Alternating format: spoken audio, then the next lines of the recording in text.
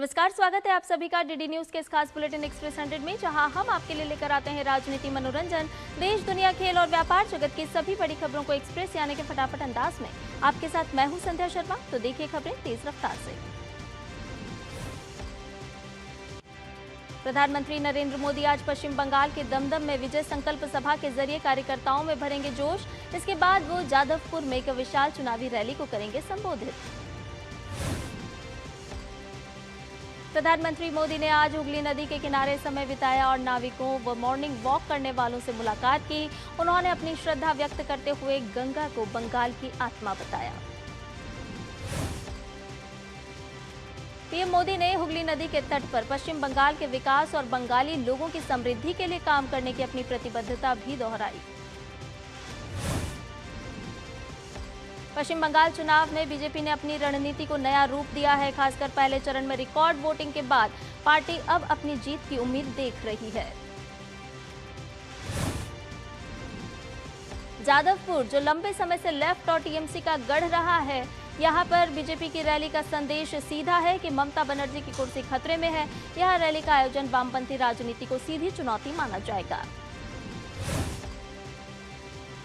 दूसरी तरफ ममता बनर्जी का पूरा कैंप इसे बाहरी बनाम बंगाल नैरेटिव के तहत काउंटर करने की कोशिश करेगा। दमदम सीट पर बीजेपी का फोकस शहरी और मध्यम वर्गीय शिक्षित वोटर्स पर भी है। गृहमंत्री अमित शाह 2 जनसभाओं को संबोधित करेंगे और एक रोड शो भी करेंगे। अमित शाह हिंगलगंज और उत्तरपाड़ा में चुनावी जनसभा करेंगे और शाम को जगतदल विधानसभा में रोड शो करेंगे। केंद्रीय गृह मंत्री और भाजपा के वरिष्ठ नेता अमित शाह ने आज प्रेस वार्ता कर पश्चिम बंगाल की जनता का आभार जताया। अमित शाह ने कहा, बंगाल की जनता ने विधानसभा चुनाव के पहले चरण में सभी रिकॉर्ड तोड़ दिए हैं। बंगाल के लोगों ने बदलाव के लिए पूरे उत्साह से मतदान किया। अमित शाह ने कहा कि बंगाल की जनता ने रिकॉर्ड तोड़ वोटिंग से अपना भविष्य तय किया। उन्होंने कहा 152 में से 110 सीटें जीतने का दावा है। पश्चिम बंगाल में कल हुए पहले चरण के चुनाव में 92.72% रिकॉर्ड मतदान दर्ज किया गया, जो अब तक का सबसे अधिक मतदान प्रतिशत है। ये मतदान 152 सीटों पर हुआ और इसमें महिला मतदाताओं का प्रतिशत पुरुषों से ज्यादा रहा। पश्चिम बंगाल में पहले चरण के मतदान में मतदाताओं ने बिना किसी डर के वोट डाला। वोट देने के बाद वो खुश भी नजर आए। इस बार चुनाव में हिंसा की घटनाएं काफी कम हुई हैं। इसके सीईओ मनोज अग्रवाल ने सभी राजनीतिक दलों को धन्यवाद दिया है। निर्वाचन आयोग ने पश्चिम बंगाल विधानसभा चुनाव के लिए मतदान के बाद निगरानी कैमरा और वीडियो डेटा को संभालने के लिए कड़े दिशा निर्देश जारी कर दिए हैं, जिनके तहत एसडी कार्ड मतदान समाप्त होने के बाद सेक्टर अधिकारी की निगरानी में ही निकाले जाएंगे। मतदान के दौरान लिए गए सभी वीडियो फुटेज को सुरक्षित और व्यवस्थित तरीके से संरक्षित किया जाएगा और मतदान दल के सदस्य कैमरा उपकरण हटाए जाने तक मतदान केंद्र पर मौजूद रहेंगे। इस बीच दूसरे चरण के मतदान के लिए वेबकास्टिंग का ट्रायल आज सुबह 10 बजे शुरू हो गया। यह अभ्यास 3 चरण में संचालित किया जाएगा।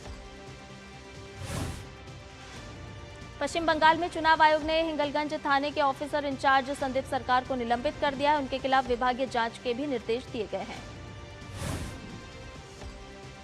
संदीप सरकार पर आरोप है कि उन्होंने चुनाव प्रचार में सभी पक्षों को समान अवसर नहीं दिया। उत्तर 24 परगना के हिंगलगंज विधानसभा क्षेत्र में दूसरे चरण का मतदान होना है। बिहार विधानसभा का एक दिन का विशेष सत्र आज बुलाया गया, जिसमें मुख्यमंत्री सम्राट चौधरी की नई सरकार का फ्लोर टेस्ट हुआ। 15 अप्रैल को सम्राट चौधरी के नेतृत्व में नई सरकार का गठन हुआ था। मुख्यमंत्री सम्राट चौधरी ने 2 डिप्टी सीएम विजय कुमार चौधरी और विजेंद्र प्रसाद यादव के साथ शपथ ली थी। सम्राट चौधरी को बहुमत साबित करने में कोई कठिनाई नहीं होगी, क्योंकि बिहार विधानसभा में 242 विधायक है, जिसमें से 122 विधायकों का समर्थन बहुमत के लिए आवश्यक होता है। तमिलनाडु में कल हुए चुनाव में 85.14% रिकॉर्ड मतदान हुआ, जो 2011 के 78.20% के रिकॉर्ड को तोड़ते हुए सबसे अधिक है। मुख्य चुनाव आयुक्त ज्ञानेश कुमार और अन्य चुनाव आयुक्तों ने मतदान पर कड़ी निगरानी रखी, जिसे सभी मतदान केंद्रों पर लाइव वेबकास्टिंग के माध्यम से सुनिश्चित किया गया। भारत और न्यूजीलैंड 27 अप्रैल को मुक्त व्यापार समझौते पर हस्ताक्षर करेंगे, जिसे न्यूजीलैंड के प्रधानमंत्री क्रिस्टोफर लक्सन ने घोषणा की। ये समझौता दोनों देशों के बीच अगले 5 वर्षों में व्यापार को $5 अरब तक दोगुना करने का लक्ष्य रखता है। दोनों देशों ने इस समझौते पर बातचीत पिछले साल 22 दिसंबर को पूरी कर ली थी। इस समझौते से भारतीय वस्तुओं को न्यूजीलैंड के बाजार में शुल्क मुक्त प्रवेश मिलेगा और 15 वर्षों में लगभग $20 अरब का निवेश आकर्षित होगा। पश्चिम एशिया संघर्ष पर दक्षिण अफ्रीका के उच्चायुक्त अनिल सुकलाल ने चिंता जताई और इसे मानवता के लिए अभिशाप बताया। उन्होंने कहा कि इस युद्ध में कोई विजेता नहीं हो सकता और अंतर्राष्ट्रीय समुदाय से शांति की अपील भी की। सुकलाल ने कहा कि पश्चिम एशिया में युद्ध का दुनिया पर, खासकर ऊर्जा सुरक्षा पर गंभीर असर हो रहा है। उन्होंने प्रधानमंत्री नरेंद्र मोदी के उस बयान को दोहराया कि अभी युद्ध का समय नहीं है। ईरान में भारतीय दूतावास ने भारतीय नागरिकों के लिए दिशा निर्देश जारी किए हैं। दूतावास ने लोगों से हवाई या सड़क किसी भी माध्यम से ईरान की यात्रा न करने की सलाह दी है। दूतावास ने भारतीय नागरिकों से ये भी अपील की है कि वो निर्धारित सीमा मार्गों से ही देश छोड़ें और इस दौरान दूतावास के साथ समन्वय बनाए रखें। केंद्रीय विदेश राज्य मंत्री पवित्र मार्गेरिटा ने अपने पहले आधिकारिक दौरे पर फुनाफुटी पहुंचकर तुवालू का दौरा किया। उन्होंने द्विपक्षीय मित्रता और साझेदारी को और मजबूत करने के लिए उत्पादक चर्चाओं की उम्मीद जताई। रक्षा सचिव राजेश कुमार सिंह ने नई दिल्ली में ब्रिटेन के राष्ट्रीय सुरक्षा सलाहकार जोनाथन पॉवेल से की मुलाकात। रक्षा मंत्रालय ने सोशल मीडिया पोस्ट में बताया कि सिंह और पॉवेल ने क्षेत्रीय सुरक्षा से जुड़े घटनाक्रमों पर विचार विमर्श किया। विदेश मंत्रालय के प्रवक्ता रणधीर जायसवाल ने बताया कि फ्रांस के राष्ट्रपति इमैनुअल मैक्रों के भारत दौरे के दौरान भारत और फ्रांस के बीच ये तय हुआ कि अब भारत से फ्रांस जाने वाले यात्रियों को ट्रांजिट वीजा की आवश्यकता नहीं होगी। रणधीर जायसवाल ने जापान द्वारा रक्षा उपकरण और प्रौद्योगिकी हस्तांतरण का स्वागत करते हुए इसे भारत और जापान के बीच रक्षा और सुरक्षा सहयोग को मजबूत करने की दिशा में एक महत्वपूर्ण कदम बताया। सरकार ने उभरते साइबर खतरों, विशेषकर आर्टिफिशियल इंटेलिजेंस से जुड़े जोखिमों को लेकर गंभीर चिंता व्यक्त की है, जिसके लिए वित्त मंत्री निर्मला सीतारमण की अध्यक्षता में एक उच्च स्तरीय बैठक आयोजित की गई। आज पूरे देश में राष्ट्रीय पंचायती राज दिवस मनाया जा रहा है, जो 73वें संवैधानिक संशोधन अधिनियम की याद में 24 अप्रैल को मनाया जाता है। इस दिन को पंचायती राज संस्थाओं को संवैधानिक दर्जा और कानूनी मान्यता प्राप्त हुई थी। इस दिन को ग्रामीण भारत की प्रगति और पंचायती राज व्यवस्था की सफलता के रूप में मनाते हुए देश भर में राज्य, जिला, ब्लॉक और ग्राम पंचायत स्तर पर विभिन्न आयोजन किए जा रहे हैं। पंजाब में आज रात 8 बजे से 8:15 के बीच आपातकालीन तैयारियों का आकलन करने के लिए एक प्रक्रियात्मक ब्लैकआउट मॉक ड्रिल आयोजित की जाएगी। इसका उद्देश्य राज्य में नागरिक सुरक्षा तैयारियों को बेहतर बनाना है। इस अभ्यास के दौरान हवाई हमले की चेतावनी 2 मिनट तक सायरन के माध्यम से दी जाएगी और जनता से गैर जरूरी रोशनी बंद करने का अनुरोध भी किया जाएगा। नोएडा से 2 युवकों को एटीएस ने गिरफ्तार किया है, जिन पर सोशल मीडिया के जरिए स्लीपर सेल बनाने और आतंकी साजिश रचने का आरोप है। दोनों विदेशी हैंडलरों और पाकिस्तानी गैंगस्टरों के संपर्क में बताए गए। एटीएस के मुताबिक बागपत का तुषार चौहान सोशल मीडिया पर हिजबुल्लाह बनकर बड़ी आतंकी घटना को अंजाम देने की योजना बना रहा था। दिल्ली का समीर खान भी इस साजिश में शामिल था। जम्मू कश्मीर के बारामूला में एक तेंदुआ अपने 3 शावकों के साथ घर में घुस गया, जिससे इलाके में दहशत फैल गई। वन्यजीव विभाग और सुरक्षा बलों ने तेंदुआ और शावकों को सुरक्षित पकड़कर जंगल में छोड़ने के लिए कदम उठाए। उत्तराखंड के टिहरी जिले के चंबाकोटी मोटरमार्ग पर बोलेरो कैंपर वाहन के गहरी खाई में गिरने से 8 लोगों की मौत हो गई, जबकि 2 लोग गंभीर रूप से घायल हो गए। जानकारी के अनुसार ओवरलोडिंग को हादसे की मुख्य वजह माना जा रहा है और एसडीआरएफ, पुलिस और फायर सर्विस द्वारा रेस्क्यू अभियान किया गया। प्रधानमंत्री ने इस घटना पर दुख जताते हुए मृतकों के परिजनों को पीएमएनआरएफ की ओर से 2 लाख रुपए की अनुग्रह राशि देने की घोषणा की और घायलों को 50,000 रुपए की सहायता। नागालैंड में चाखेसांग नागा जनजाति आज अपने पारंपरिक सुखेनेह उत्सव को पूरे उत्साह और उल्लास के साथ मना रही है। ये पर्व न केवल एक त्योहार है बल्कि सदियों पुरानी संस्कृति, कृषि जीवन और सामुदायिक एकता का जीवंत प्रतीक भी है।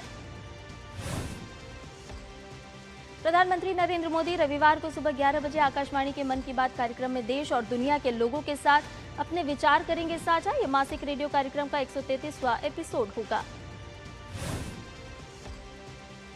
कार्यक्रम का प्रसारण आकाशवाणी और दूरदर्शन के समूचे नेटवर्क पर किया जाएगा। इसका सीधा प्रसारण AIR न्यूज, DD न्यूज, प्रधानमंत्री कार्यालय और सूचना तथा प्रसारण मंत्रालय के YouTube चैनलों पर भी होगा। मौसम विभाग के अनुसार आने वाले दिनों में दिल्ली NCR में तापमान 42 से 43 डिग्री सेल्सियस तक बना रहेगा, जिससे लोगों को तेज गर्मी और लू का सामना करना होगा। मौसम विभाग के अनुसार उत्तर प्रदेश में 28 से 29 अप्रैल को कई जिलों में गरज चमक, तेज हवाओं और हल्की से मध्यम बारिश की संभावना है। वहीं 27 अप्रैल तक बीच पूर्वी हिस्सों में लू चलने की संभावना है। मौसम विज्ञान विभाग ने केरलम के कुछ हिस्सों में हीट वेव संबंधी चेतावनी देते हुए ऑरेंज अलर्ट जारी कर दिया है। कासरगोड सहित अन्य जिलों में अधिकतम तापमान लगभग 37 डिग्री सेल्सियस रह सकता है। फिलहाल रुक रहे हैं एक छोटे से ब्रेक के लिए, जल्द हाजिर होंगे। जब धरती चीर कर निकलता है लोहे का पत्थर और मिलता है मोंगिया के जोश से, फिर तपता है, पिघलता है और बनता है फौलाद। अब होता है सरिया सारी खूबियों के साथ। मोंगिया स्टील, मजबूत देश का मजबूत सरिया। और ब्रेक के बाद एक्सेस 100 में आपका एक बार फिर से स्वागत है। आइए बाकी की खबरों को जानें फटाफट अंदाज में। भारतीय शेयर बाजार की शुरुआत गिरावट के साथ हुई। सेंसेक्स 180.20 अंक की कमजोरी के साथ 77,483 और निफ्टी 72.50 अंक की गिरावट के साथ 24,100 पर खुला। कृषि एवं किसान कल्याण मंत्रालय ने लखनऊ में उत्तर क्षेत्र कृषि सम्मेलन का आयोजन किया। इसमें केंद्रीय कृषि मंत्री शिवराज सिंह चौहान ने भाग लिया। उनके साथ उत्तर प्रदेश के मुख्यमंत्री योगी आदित्यनाथ भी शामिल हुए। और आइए आपको सीधे लिए चल रहे हैं पश्चिम बंगाल, जहां प्रधानमंत्री नरेंद्र मोदी जनसभा को संबोधित कर रहे हैं। सीधा रुख करते हैं। आपको इस लोकतंत्र के मंदिर पर विजय ध्वज फहराना है। लेकिन साथियों, इस वजह से अब टीएमसी बहुत बुरी तरह बौखला गई है। कल रात भर टीएमसी अपने गुंडों को ताकत दे रही थी, मैदान में आओ, मैदान में आओ। मैं बंगाल की जनता से कहूंगा, बीजेपी के सभी कार्यकर्ताओं से कहूंगा, हमें आशीर्वाद देने वाली जनता से कहूंगा, मत भूलिए, ये क्रांति की धरती है।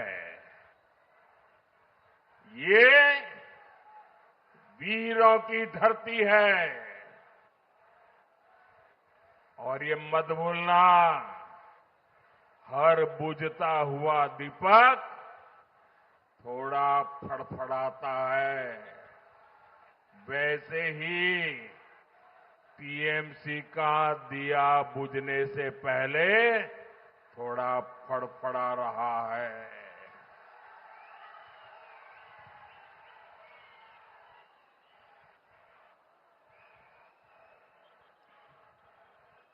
चार मई को नतीजे आने के बाद टीएमसी के गुंडों को बंगाल में छिपने की जगह नहीं मिलेगी।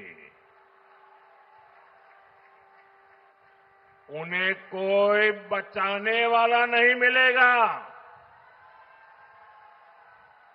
कल पहले चरण के मतदान ने तृणमूल के महाजंगल राज के अंत का उद्घोष कर दिया है। आज बंगाल में एक ही गूंज है, Paltano Dorkar. Paltano Dorkar. Paltano Dorkar. दोनों मुट्ठी बंद करके पूरी ताकत से बोलिए, पलटानो दरकार, पलटानो दरकार। साथियों, गुलामी की बेड़ियां तोड़ने के लिए नेताजी सुभाष चंद्र बोस ने राष्ट्र का आह्वान किया था। नेताजी ने नारा दिया था, तुम मुझे खून दो, मैं तुम्हें आजादी दूंगा। साथियों, ये बंगाल में नई क्रांति की बेला है। ये क्रांति आपके एक वोट से होगी। इसलिए मैं बंगाल की जनता से करबद्ध प्रार्थना करता हूं, आप हमें वोट रूपी आशीर्वाद दीजिए। हम मिलकर बंगाल को अनेक कष्टों से आजादी दिलाएंगे।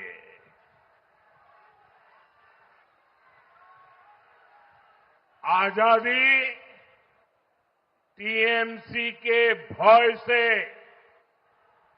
आजादी टीएमसी के भ्रष्टाचार से, आजादी टीएमसी के सिंडिकेट से, आजादी बेटियों पर अत्याचार से, आजादी पलायन की मजबूरी से, आजादी बेरोजगारी और बेकारी से, आजादी घुसपैठियों के कब्जे से।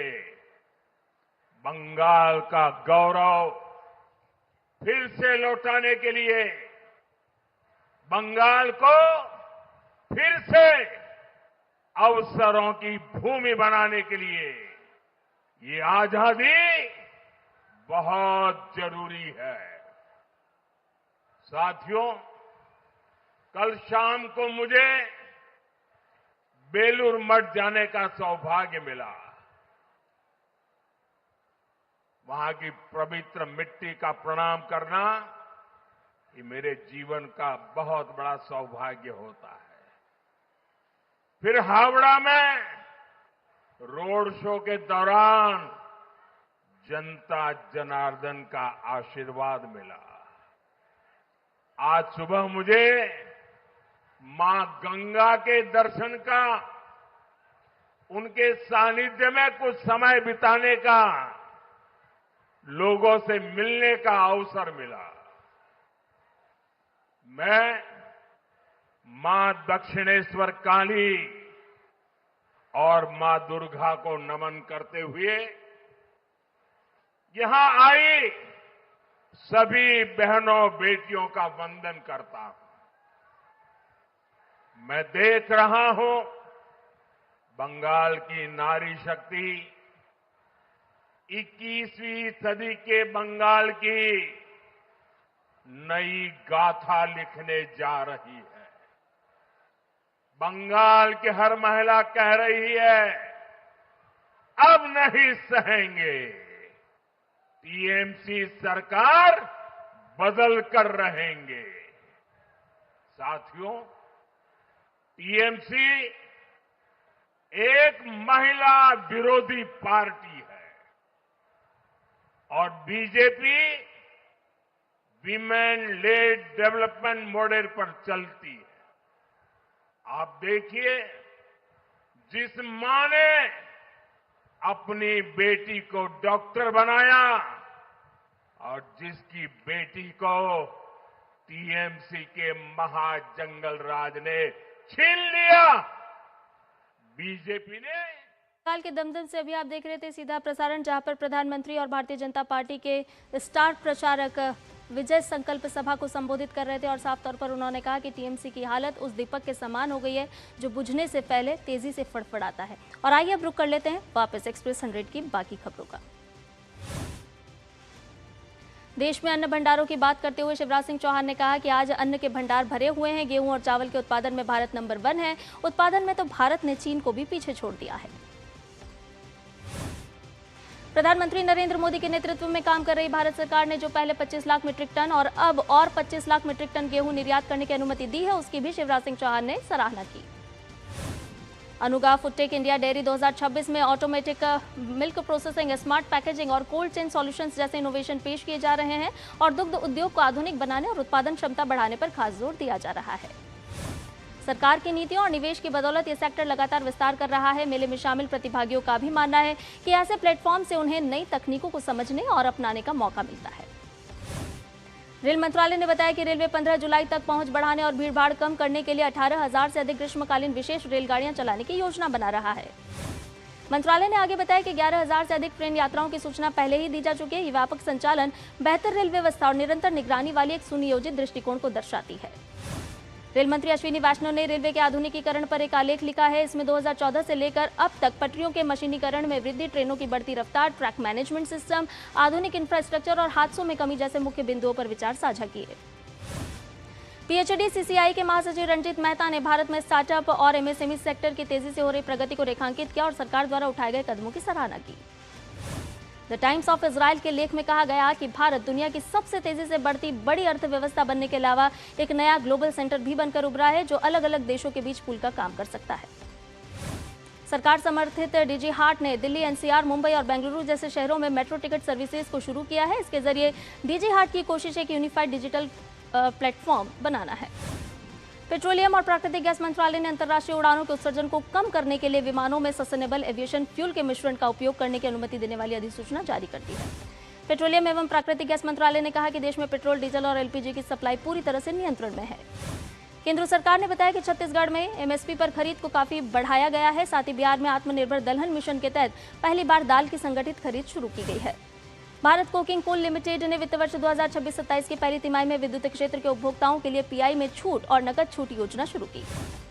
नए वित्त वर्ष की शुरुआत में भारत में प्राइवेट सेक्टर की गतिविधियों में तेजी देखी गई है। HSBC flash India composite PMI output index April में बढ़कर 58.3 पर पहुंच गया। अदानी ग्रुप की कंपनी ने एक्सचेंज फाइलिंग में बताया कि वित्त वर्ष 2025-26 की चौथी तिमाही यानी जनवरी-मार्च तिमाही में कंपनी का समायोजित शुद्ध मुनाफा 32% बढ़ा है। भारत का ready to drink non alcoholic पेय बाजार तेजी से बढ़ रहा है और 2025 के करीब 20 अरब डॉलर से बढ़कर 2030 तक 40 अरब डॉलर तक पहुंचने की उम्मीद है। मारुति सुजुकी इंडिया लिमिटेड ने कहा कि वित्त वर्ष 2025-26 में उसने 23.4 लाख यूनिट्स का उत्पादन किया है, जो कि अब तक का सबसे अधिक वार्षिक उत्पादन है। अमेरिकी राष्ट्रपति डोनाल्ड ट्रंप ने कहा कि व्हाइट हाउस में हुई उच्च स्तरीय बैठक के बाद लेबनान और इजरायल के बीच युद्ध विराम को 3 सप्ताह के लिए बढ़ाया गया। ट्रंप ने यह भी संकेत दिया कि जल्द ही इजरायल के प्रधानमंत्री बेंजामिन नेतन्याहू और लेबनान के राष्ट्रपति जोसेफ ऑन की मेजबानी की जा सकती है। अमेरिकी राष्ट्रपति डोनाल्ड ट्रंप ने कहा कि वो ईरान के खिलाफ युद्ध में परमाणु हथियार का इस्तेमाल नहीं करेंगे। अमेरिकी राष्ट्रपति डोनाल्ड ट्रंप ने ब्रिटेन को चेतावनी दी कि अगर वो अपने डिजिटल सेवा को लागू करता है जिससे अमेरिकी कंपनियों पर असर पड़ेगा तो अमेरिका ब्रिटेन पर टैरिफ लगा सकता है। अमेरिकी राष्ट्रपति डोनाल्ड ट्रंप ने यह भी कहा कि उनका प्रशासन लॉस एंजलिस में लगी बड़ी आग के बाद बैंकों, खासकर वेल्स फार्गो बैंक की जांच करेगा। अल्जीरिया और स्पेन के बीच समुद्री क्षेत्र में एक नौका पलटने से 17 सोमालियाई प्रवासियों की मौत हो गई। मृतकों में 12 पुरुष और 5 महिलाएं शामिल। ईरान के राष्ट्रपति मसूद पेजेश्कियान ने एक्स पर कहा कि ईरान में कट्टरपंथियों और उदारवादियों के बीच कोई भेद नहीं है और सभी ईरानी क्रांतिकारी है। ईरानी विदेश मंत्री अब्बास अराक्ची ने कहा कि ईरान की संस्था एकता, उद्देश्य और अनुशासन के साथ काम कर रही है। संयुक्त राष्ट्र के प्रवक्ता स्टीफन डुजारिक ने कहा कि संयुक्त राष्ट्र यमन में हूतियों द्वारा पकड़े गए 73 सहयोगियों की रिहाई के लिए अपने प्रयासों को तेज कर रहा है। एक साल्वाडोर के सीसीओटी मेगा प्रिजन में MS-13 गैंग के 486 आरोपियों का वर्चुअल ट्रायल हुआ शुरू। गाजा में इजरायली हवाई हमलों में कम से कम 4 फिलिस्तीनी मारे गए। इजरायली सेना ने कहा कि उसने सैनिकों के लिए खतरा बन रहे आतंकवादियों को निशाना बनाया। यूरोपीय संघ ने साइप्रस में होने वाली बैठक से पहले यूक्रेन को 90 अरब यूरो के ऋण और रूस पर नए प्रतिबंधों को औपचारिक रूप से दी मंजूरी। मैक्सिको की राष्ट्रपति क्लाउडिया शाइनबाम ने जापान को 10 लाख बैरल कच्चा तेल भेजने की घोषणा की। उन्होंने बताया कि मैक्सिको के कुल उत्पादन का लगभग 14 लाख बैरल प्रतिदिन घरेलू रिफाइनरियों में उपयोग किया जाता है। चिली के विदेश मंत्री ने गुरुवार को बोलीविया के विदेश मंत्री से की मुलाकात। उनका मकसद आपसी सहयोग बढ़ाना और दोनों देशों के रिश्तों को आगे बढ़ाना है। ISSF जूनियर निशानेबाजी विश्व कप में भारत का शानदार प्रदर्शन जारी। प्राची गायकवाड़ और वंशिका ने स्वर्ण पदक जीते, जबकि सेजल ने रजत और नारायण प्रणव ने कांस्य पदक हासिल किए। भारत के जूनियर निशानेबाजी विश्व कप में भारत के कुल पदकों की संख्या 11 हो गई, जिसमें 3 स्वर्ण, 5 रजत और 3 कांस्य पदक शामिल। IPL में आज रॉयल चैलेंजर्स बेंगलुरु का सामना गुजरात टाइटंस से होगा। यह मुकाबला बेंगलुरु के M चिन्नास्वामी स्टेडियम में शाम 7:30 बजे से खेला जाएगा। IPL के सीजन RCB 6 मैचों में 4 जीत और 2 हार के साथ पॉइंट्स टेबल पर तीसरे स्थान पर। 5 बार के चैंपियन मुंबई इंडियंस और IPL में सबसे बड़ी हार झेलने पड़ी है। चेन्नई सुपर किंग्स ने गुरुवार को मुंबई के होम ग्राउंड पर उसे 103 रन से हराया। वानखेड़े स्टेडियम में मुंबई ने टॉस जीतकर गेंदबाजी चुनी। चेन्नई ने 208 रन का लक्ष्य दिया। संजू सैमसन ने मुंबई इंडियंस के खिलाफ नाबाद 101 रन की पारी खेली। यह IPL 2026 में उनका दूसरा शतक रहा। चेन्नई सुपर किंग्स ने तेज गेंदबाज आकाश मधवाल को आयुष म्हात्रे के स्थान पर टीम में शामिल किया है। आकाश मधवाल को CSK टीम से जुड़ने पर 30 लाख रुपए मिलेंगे। आकाश मधवाल दाएं हाथ से तेज गेंदबाजी करते हैं। उन्होंने IPL में पहली बार अपना कदम 2019 में रखा था। भारतीय महिला क्रिकेट टीम की कप्तान हरमनप्रीत कौर का मानना है कि दक्षिण अफ्रीका के खिलाफ उनकी टीम ने सही समय पर खराब प्रदर्शन किया, क्योंकि इससे T20 विश्व कप में मजबूत वापसी करने के लिए उन्हें समय मिल गया है। पाकिस्तान क्रिकेट बोर्ड ने अनुभवी बाएं हाथ के स्पिनर और ऑलराउंडर मोहम्मद नवाज को डोपिंग टेस्ट में पॉजिटिव पाए जाने के बाद उनके खिलाफ औपचारिक जांच शुरू कर दी है। नवाज के डोपिंग टेस्ट में पॉजिटिव पाए जाने के बाद पाकिस्तान क्रिकेट जगत सख्ते में है और आगामी ICC T20 विश्व कप 2026 से पहले टीम की साख पर गंभीर सवाल खड़े हो गए हैं। तेज गेंदबाज मिचेल स्टार्क को क्रिकेट ऑस्ट्रेलिया ने प्रतियोगिता क्रिकेट खेलने की मंजूरी दे दी है। CA से मंजूरी मिलने के बाद मिचेल स्टार्क IPL 2026 के लिए दिल्ली कैपिटल्स का हिस्सा बनने को तैयार। ICC ने लॉस एंजलिस ओलंपिक 2028 के लिए क्रिकेट स्टेडियम के निर्माण कार्य की शुरुआत का स्वागत करते हुए इसे खेल के लिए ऐतिहासिक क्षण बताया। डेनमार्क के हॉर्सेंस में आज से BWF थॉमस और उबर कप फाइनल्स की शुरुआत होने जा रही है। भारतीय बैडमिंटन टीम आगामी BWF थॉमस एवं उबर कप फाइनल्स में दमदार प्रदर्शन के इरादे से उतरेगी। एक्सप्रेस न्यूज में फिलहाल के लिए इतना ही। मुझे दीजिए इजाजत। नमस्कार।